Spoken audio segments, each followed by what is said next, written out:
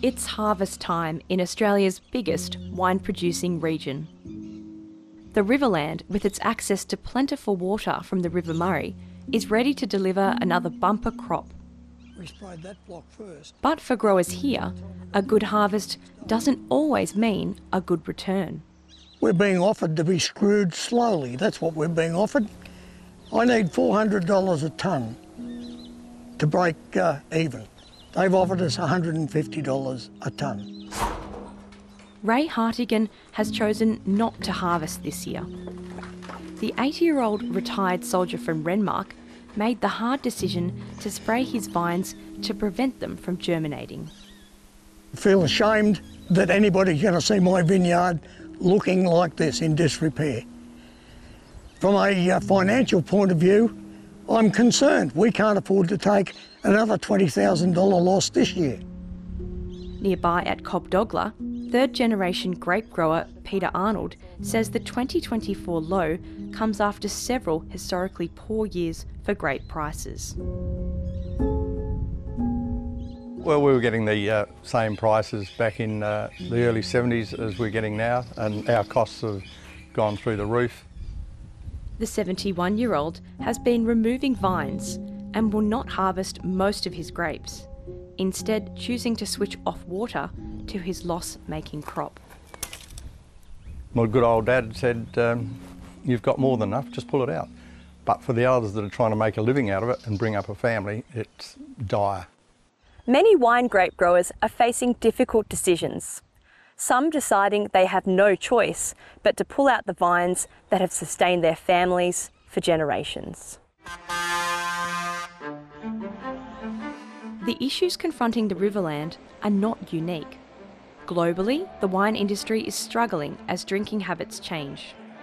Farmers in Europe are protesting as they face potential financial ruin. Areas that supply so-called bulk wine have been the worst affected. In Australia, that's the Riverland, the Riverina and Sunraysia or Murray-Darling region.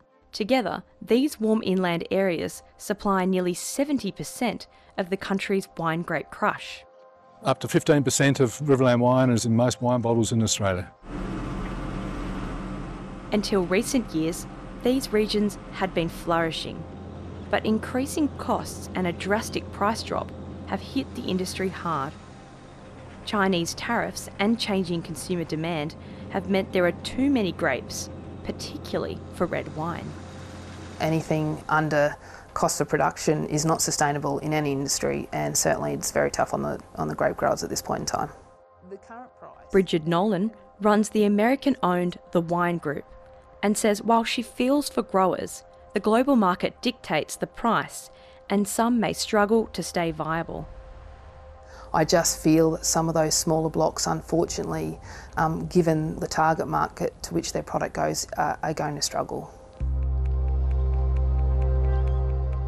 With 20% of growers considering leaving the industry in the next few years, the local industry is holding a crisis meeting. We really need some short-term help, though, to help pay for things like power bills while people work out what they can do. Among those looking for help are members of the local Punjabi community, who have become significant producers.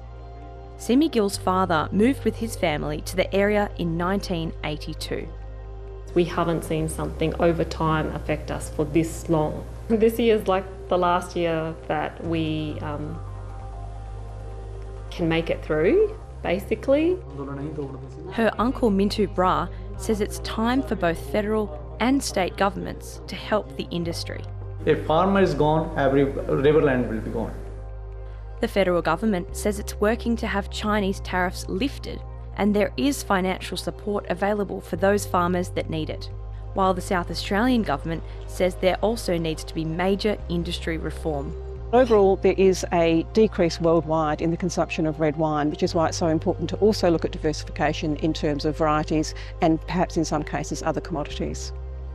But any change will take time, and many farmers are already stretched, both financially and emotionally. So some of us are not sleeping.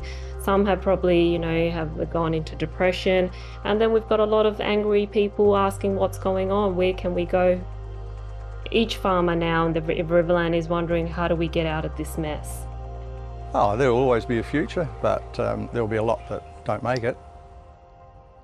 And for an area hit in recent years by multiple challenges, from floods to fruit fly, this is another crisis to overcome. Eliza Burlage, ABC News, the Riverland.